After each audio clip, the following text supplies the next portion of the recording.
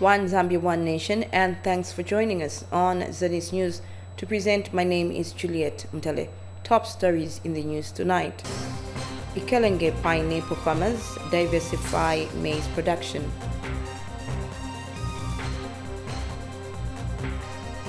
DMMU releases 4,000 bags of relief maize to Mitete district. Chelenga District Commissioner bemoans smuggling of millimilk. Plus, Tazara retirees celebrate release of funds. Zanis News in detail. Pineapple farmers in Ikelenga District, Northwestern Province, are now diversifying into maize production to contribute towards national food security. Victor Muller reports that the area has for many years remained predominantly a pineapple growing region. While others are pretenders, getting government farming inputs and selling off to other places, including a neighboring country, true farmers in Ikelengi are making an impact, producing to contribute to national food security. Farmers in Ikelengi Central Agriculture Camp are showcasing their production using government-supplied farming inputs. The farmers are using this event to learn more from each other. Officers providing technical support from the Ministry of Agriculture are happy with the progress farmers are making in the production of various crops. I'm very happy with my farmers. As we have seen today, they have showcased what they are doing in the camp. We have a very good yield this year. I'm sure Ikelenga Central Camp, we are food secure this year. Though predominantly a pineapple growing area, the number of farmers getting into maize production in Ikelengi is increasing steadily as the Department of Agriculture continues to provide more knowledge and skills to farmers. For many years, we only had 3 cooperatives in Ikelenga Central, but that has increased to 84. We therefore need more farming inputs for our farmers. 5,000 when the net of my farmers benefit. There has been an increase in the number of farmers who happen to be involved in maize production.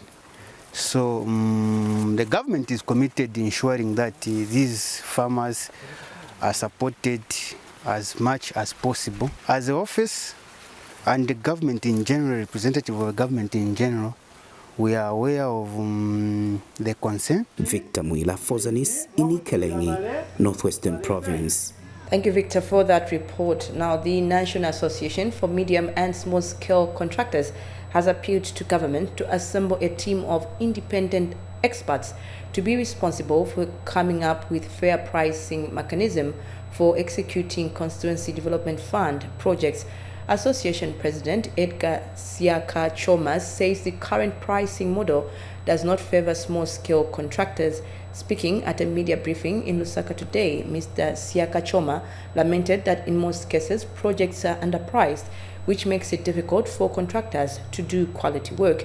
He has since appealed to the Ministry of Local Government and Rural Development to constitute a team comprising independent quality surveyors, contractors, engineers, and other stakeholders to devise an equitable pricing mechanism. The Ministry of Local Government can redeem the situation. They should constitute a team comprising independent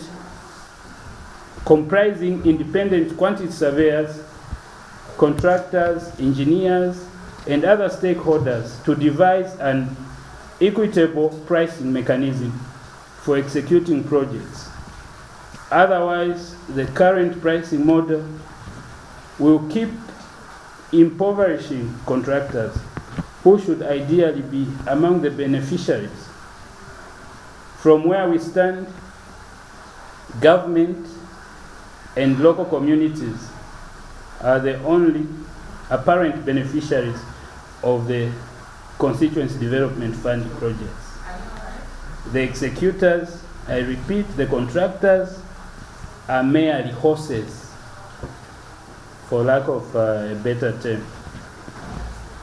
For most contractors, empowerment through CDF remains a pipe dream until such a time when meaningful pricing mechanisms are employed.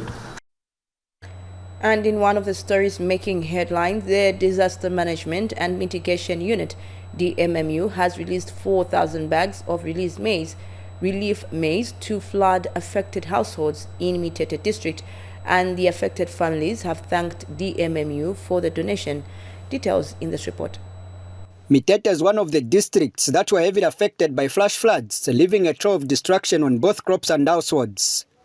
Over 1,000 households have been affected by the floods, a situation which has culminated into increased hunger levels in the district. The residents of Mitete are very much affected by the floods. The first flood destroys the crops, so we are facing a situation of hunger in Mitete. The extent of damage is too much. Government, through the Disaster Management and Mitigation Unit, DMMU, has however come to the aid of the affected households by releasing 4,000 by 25 kg bags of relief maize. We received 200 metric ton, which is translated into 4,000 bags. And we have started actually distributing this maize to Mitete district. It's going to every ward, and we have got 13 wards in Mitete. Meanwhile, the beneficiaries have thanked government for the support. We tume kama uhusu unaona ni wanyo bari o nyodoni. Bakulofa kwateni mbonye yose likucha kwateni fa kwako lilinanga nako niye. Pwa no mwalutibile. We tume kwa muso kwakulofa kwateni licho. Mwendela kuna kufisa kwateni kwalicho kwa kweli ya eloko nako bandilicho nilona. Choza unanetiwa ni mwamezi. Cosmas Soka, Zanis in Mitete District, Western Province. In Northern Province, the move by government to release 73 million kwacha to pay outstanding benefits to Tanzania-Zambia Railways Authority Tazara retired employees has alerted them. Zanis staffer Namusokwe Wembia caught up with some of the retirees and now reports.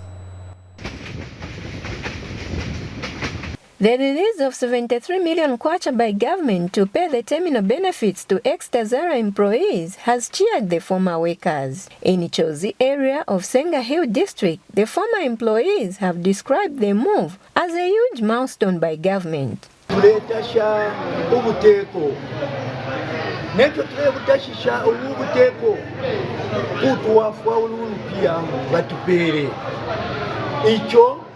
tuletasha ichine chine hapa shilipakule tuletotela kubuteko ngeshonda lama tumfire ngachishinga kashafi batwafirisheko abana natukwata pamayanda abo bawushibasha indala matashaba lashimika kanshi buteko butwafirisheko abana abo bawushibasha pamayanda bale waya.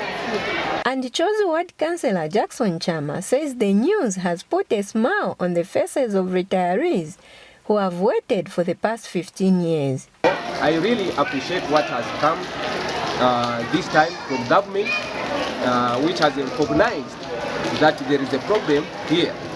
Chozi is one of those areas where Tazara passes. And these people, they have been crying.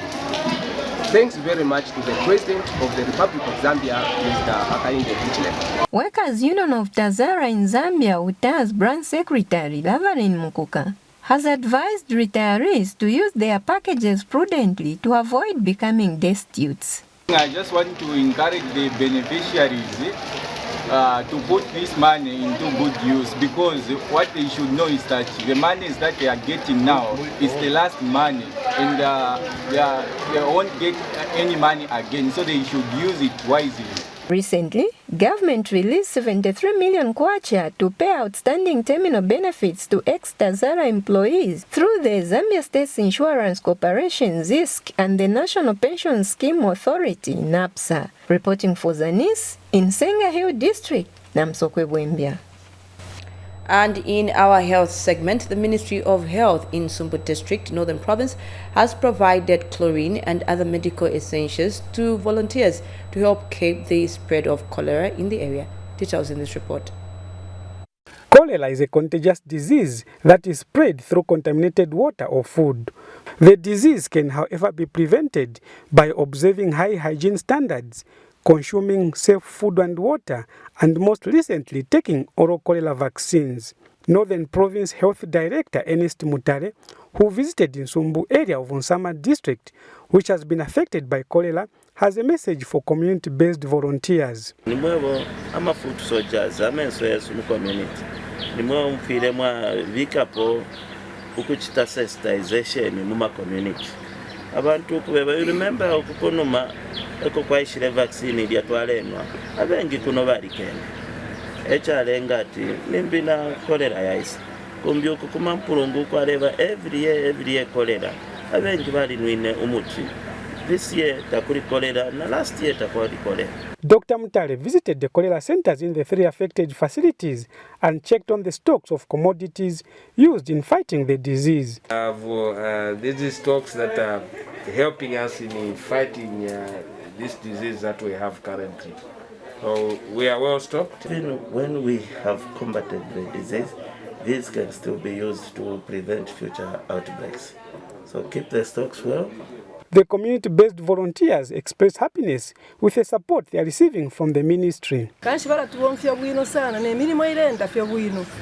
Mo turenda monse munchende. Turefunda na abantu ifya kusunga menshi yakunwa. Tureba pera na macroline firafine nga yapa chlorine to abashita kwa device yakutira.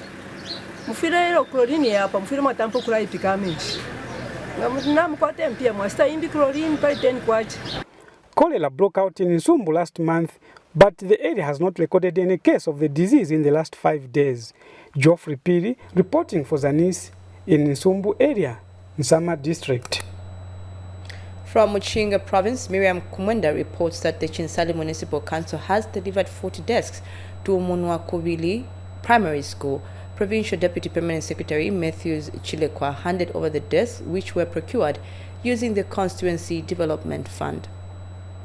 The delivery of desks in various schools that have been procured under the Constituency Development Funds, CDF, in Chinsali has continued. Munwakuri Primary School is another learning institution that has since benefited from the purchase of desks directive under the 2023 CDF. The learning institution has also benefited a 1x2 classroom block from the 2021 CDF, which was handed over by Muchinga Province Deputy Permanent Secretary Reverend Matthews Chilekwa. I appreciate the council and the management for the greater things that we are doing. This is, I think, the best way to go. This is what the government is encouraging. Chinsali, earlier Member of Parliament, Kalarwe Mukosa, was at hand to witness the handover. As the CDFC committee, we take issues of infrastructure development seriously. And the good part is that there is government will to finance the CDF projects.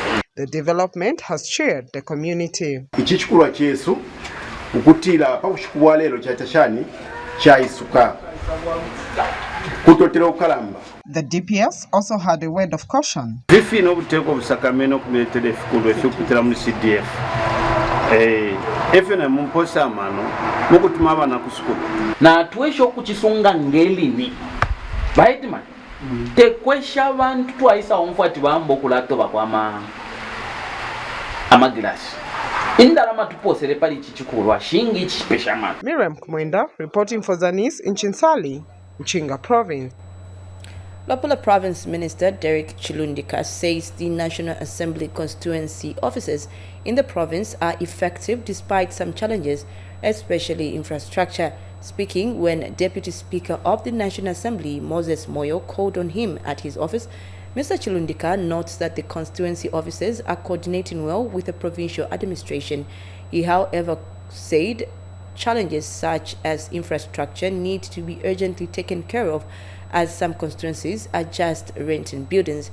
Meanwhile, Mr. Moyo, who is on a tour of constituencies in the province, says his office will look at the strategies of ensuring that constituency offices are more effective. Mr. Moyo noted that the many constituency offices around the country have similar challenges of poor infrastructure, which he says hampers service delivery.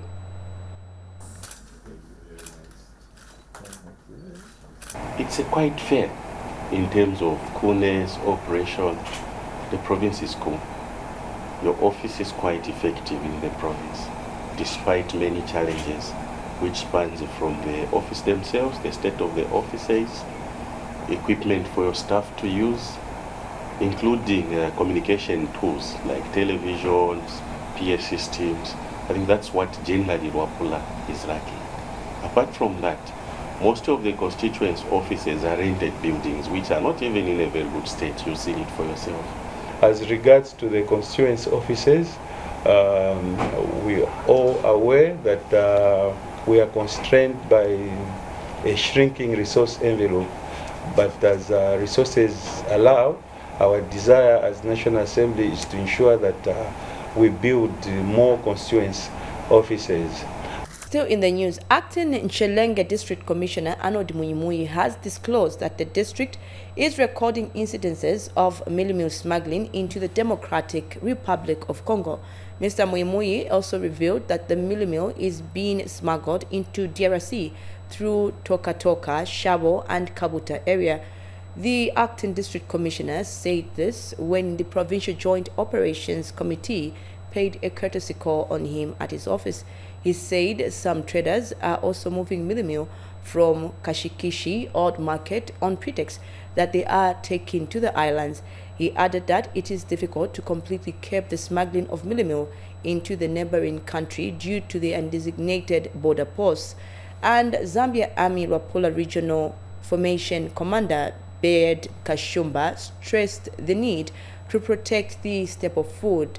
Brigadier General Kashumba also observed that if the smuggling of milling is not curbed, the country will experience shortage and high prices of the commodity. And Jao, maybe it can help to reduce this pilferage of these important commodities. So maybe it's something that can be thought of, like Toka, Shavo, and Kabuta.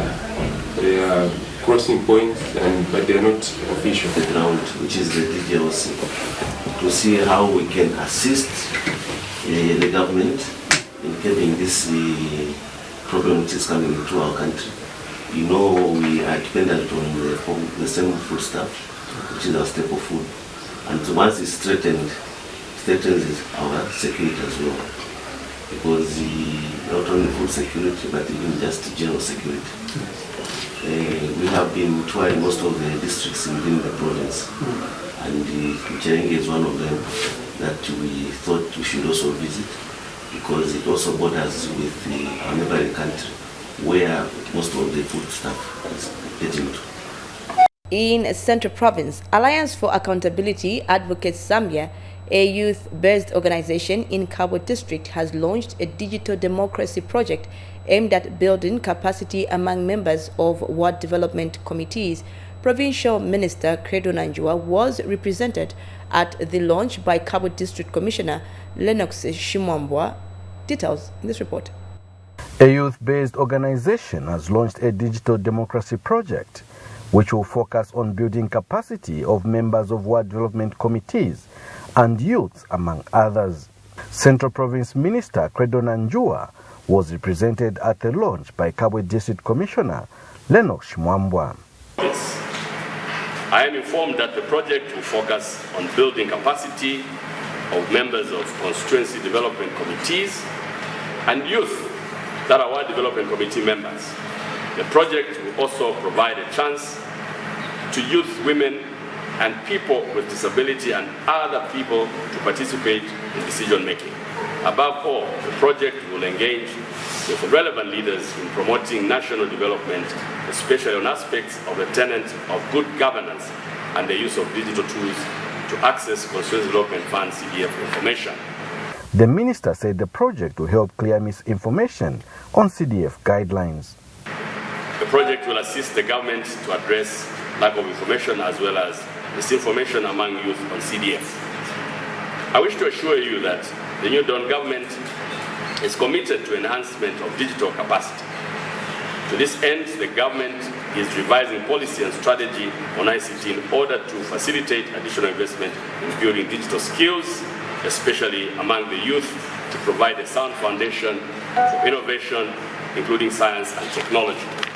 And AAZ Executive Director Luchembe Chilufya said the project was trying to ensure that youth, women and the physically challenged are included in decision-making structures. This project is looking at trying to ensure that youth, young women and people with disabilities are included in decision-making structures. And I'm sure that with your interaction with youths in different decision-making structures, you'll agree with me that there is low involvement of the youths in decision-making structures. For example, if we pick our local structures, including the WDCs, the Ward Development Committees, but also the DDCC, where most of the decisions that are taken from the ground are consolidated, you find the voice of the youths is very low in structures. Meanwhile, a youth, Lovely Chancer, called for more youth involvement in governance issues. Zanis, it really pains when I see young people not being sidelines when it comes to involvement of government issues. The main issue is when you talk of young people, it's obvious to say young people are the future leaders, and they say imiti kula impact, and if they are sidelines, meaning they're not having that experience, but if they're told maybe they're being involved in certain issues or government affairs, there will be that skill which will be impacted in them. Let's talk with Kelvin Tembo for Zanis in Kabwe, Central Province. We move back to Northern Province, where Mpulungu Catholic priest has encouraged women in Zambia to appreciate the love of God in their lives. Father Nicholas Kaliminwa was speaking during a gathering of all Catholic parishes. Zanis Christine Miselo now reports. The church plays an important role in molding people in society. In Mpulungu, the Catholic Women Organization held a 2-day women's meeting for all the centers in the parish. Stella Maris parish priest Nicholas Kaliminwa officiated at the gathering, where he encouraged women to take a leading role in spreading messages of love and peace.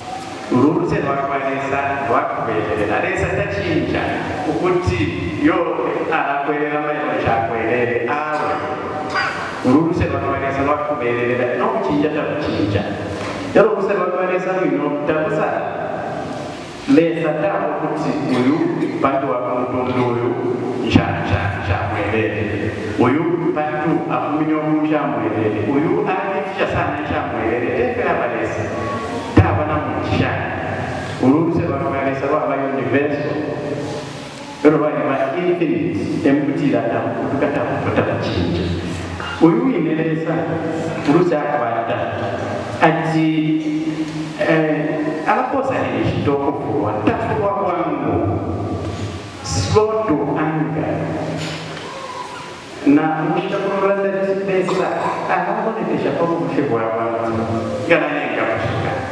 the women have cherished the gathering.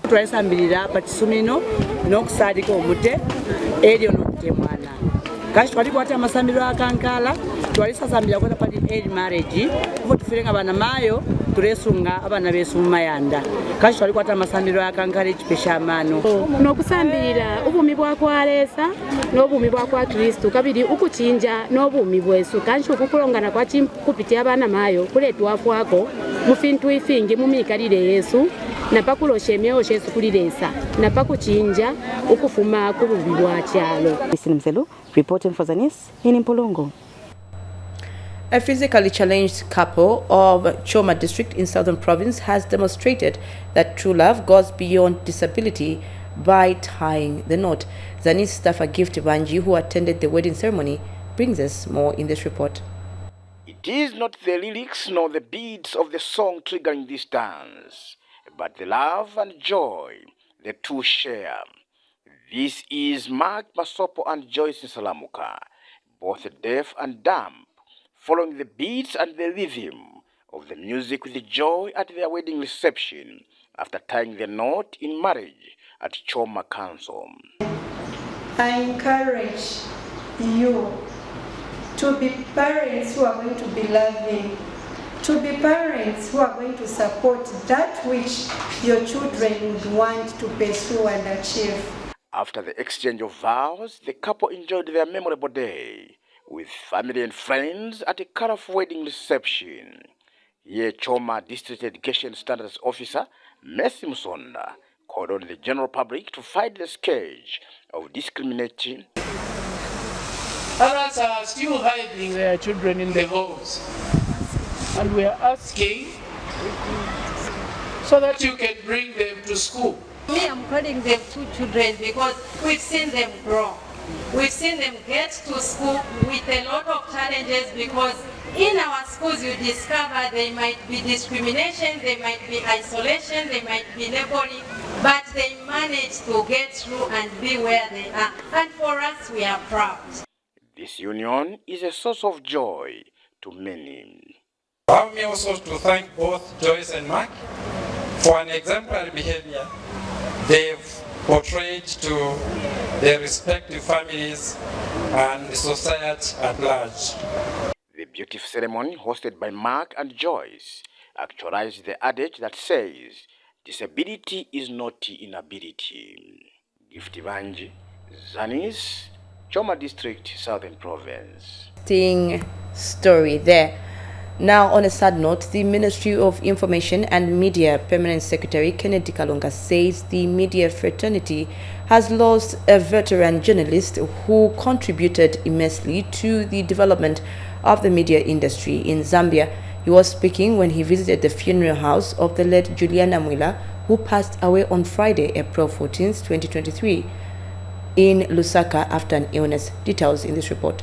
Ministry of Information and Media Permanent Secretary Kenneth Kalonga today visited the funeral house of the late Mrs. Juliana Mwila and described the late Mrs. Mwila as a gallant soldier in the media fraternity who started her job as a reporter for the Zambia news agency ZANA before she rose to the ranks of Director, Press and Planning at the then Ministry of Information and Broadcasting Services.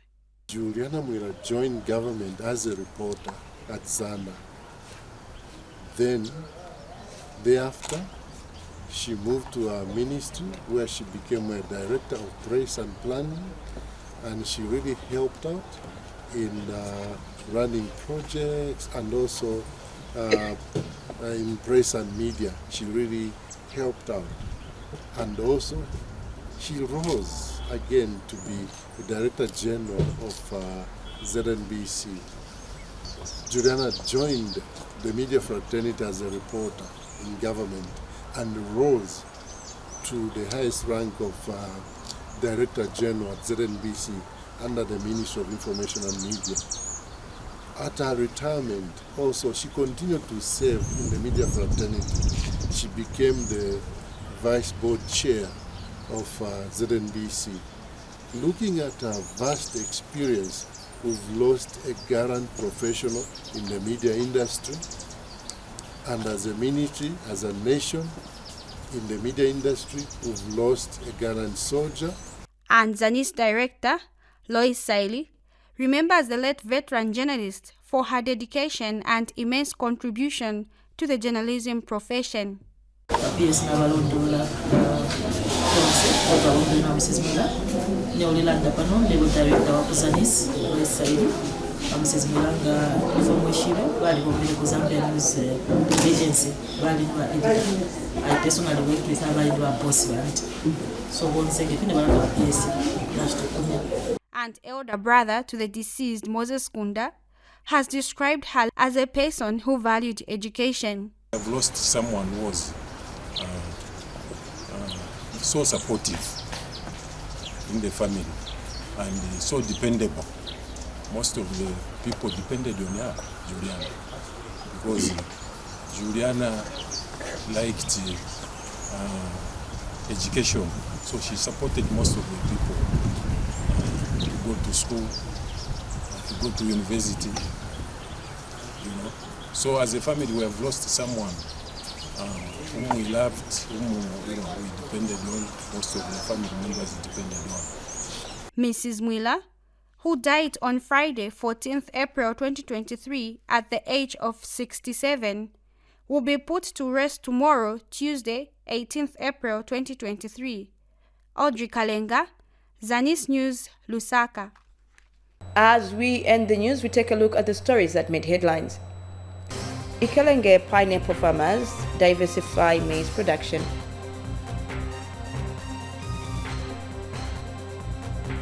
DMMU releases 4,000 bags of relief maize to Mitete district.